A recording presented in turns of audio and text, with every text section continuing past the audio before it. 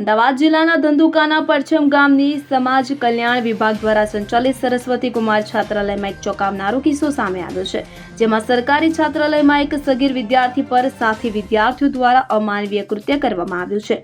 સામાજિક ન્યાય અને અધિકારિતા વિભાગ હસ્તકની શાળાની પરછમની હોસ્ટેલમાં સગીર વિદ્યાર્થી સાથે જાતીય સતામણીનો વિડીયો વાયરલ થયો છે કે જેમાં સહવિદ્યાર્થીઓ દ્વારા સગીર વિદ્યાર્થીને મારવામાં આવ્યો તેમજ વિદ્યાર્થીને નિવસ્ત્ર કરીને તેની સાથે સૃષ્ટિ વિરુદ્ધનું કૃત્ય કરવામાં આવ્યું હતું।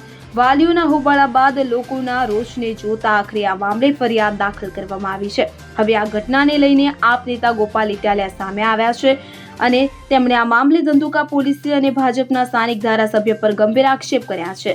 ગૃહ રાજ્યમંત્રી હર્ષ સંઘવી પર કટાક્ષ કર્યો છે। મળતી માહિતી અનુસાર ગોપાલ ઇટાલિયાએ આ ઘટના પર એક પોસ્ટ કરી છે, જેમાં તેમણે હર્ષ સંઘવી પર કટાક્ષ કરતા લખ્યું છે કે ભાજપના હર્ષ સંઘવીને અભિનંદન આપીએ છેલ્લા એટલા ઓછા છે। વધુમાં તેમણે જણાવ્યું કે ધંધુકા તાલુકાના પરછમ ગામે માસૂમ બાળકના સાથે સૃષ્ટિ વિરુદ્ધનું કૃત્ય કર્યું તેનો વિડીયો વાયરલ કરવાની ઘટના 22 ફેબ્રુઆરી આસપાસ બની હતી કે જે તે સમયે ભોગ બનનાર બાળકના વાલી ધંધુકા પોલીસ સ્ટેશને ફરિયાદ કરવા ગયા હતા, પરંતુ ધંધુકા પોલીસ અને ભાજપના સ્થાનિક ધારાસભ્યએ ભેગા મળીને આખી ઘટનાનું પિંડલું વાળી દીધું હતું તેવો આક્ષેપ કર્યો છે।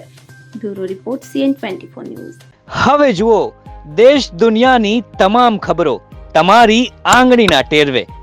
ઉઠાવો મોબાઈલ અને Google Play Store પરથી ડાઉનલોડ કરો અમારી CN24 ન્યૂઝ મોબાઈલ એપ।